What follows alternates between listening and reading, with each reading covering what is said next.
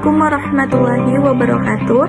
Perkenalkan, nama saya Rika Feldisha dengan NIM 2202101179, jurusan Administrasi Publik, Fakultas Ilmu Sosial dan Ilmu Politik. Di sini saya diberikan tugas dengan mata kuliah Komunikasi, Advokasi dan Kebijakan.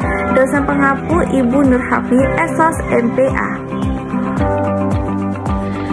Sebelumnya di sini saya akan menjelaskan apa itu komunikasi verbal.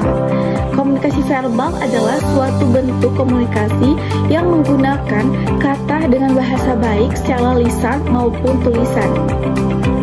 Tujuannya adalah menyampaikan pesan secara jelas dan tegas. Dalam komunikasi verbal, penggunaan bahasa perlu diperhatikan dengan memperhatikan konteks.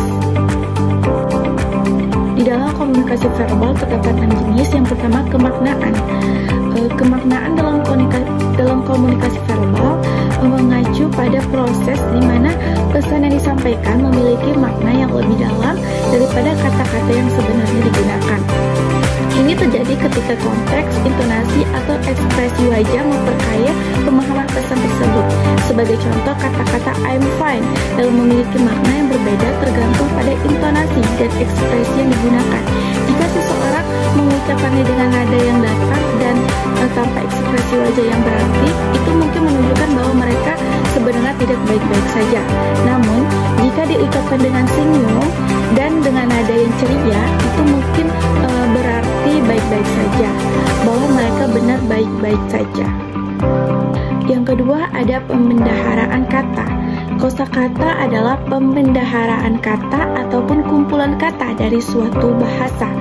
Kosakata merupakan hal yang paling penting pada proses peningkatan aspek perkembangan bahasa anak.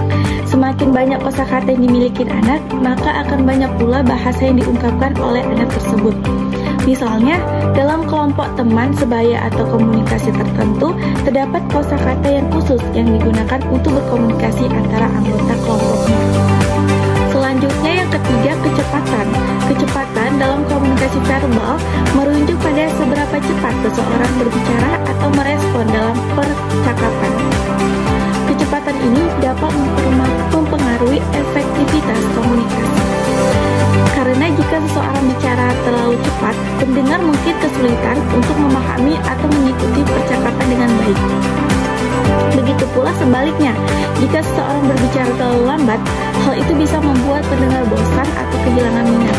Contohnya, dalam sebuah presentasi, seseorang berbicara terlalu cepat mungkin membuat audiens kesulitan untuk mengikuti alur presentasi dan menyerap informasi dengan baik. Sebaliknya, jika pembicara berbicara dengan kecepatan yang tepat, audiens akan lebih mudah untuk memahami dengan mengingat konten presentasi tersebut. Baik, yang keempat ada nada suara. Nada suara dalam komunikasi verbal merujuk pada intonasi atau karakteristik melodi dari suara seseorang saat berbicara. Ini mencakup variasi dalam pitch, volume, ritme, dan penekanan yang digunakan dalam ucapan.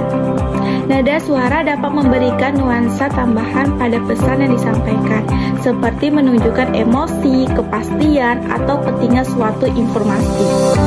Yang kelima ada kejelasan dan ringkas. Kejelasan dalam komunikasi verbal mengacu pada kemampuan seseorang untuk menyampaikan pesan dengan jelas dan mudah dipahami oleh pendengar. Ini melibatkan penggunaan kata-kata yang tepat, struktur kalimat yang baik, dan penekanan yang jelas pada inti dari pesan yang disampaikan. Sementara itu, kejelasan dalam komunikasi juga terkait dengan menghindari kebingungan atau ambiguitas dalam menyampaikan pesan. Ringkas dalam komunikasi verbal mengacu pada kemampuan seseorang untuk menyampaikan pesan secara singkat dan padat, tanpa kehilangan esensi atau pentingnya informasi yang ingin disampaikan. Dan yang terakhir ada waktu. Makna waktu dalam komunikasi verbal merujuk pada kegunaan waktu secara tepat dalam menyampaikan pesan atau melakukan interaksi komunikasi. Ini mencakup kesadaran terhadap waktu yang tepat untuk berbicara, menanggapi, atau mengakhiri percakapan sesuai dengan konteks dan situasi. Baik, sekian sekian presentasi dari saya, dan apabila ada salah kata saya mohon maaf dan saya ucapkan terima kasih. Wabillahi taufiq wal hidayah. Wassalamualaikum warahmatullahi wabarakatuh.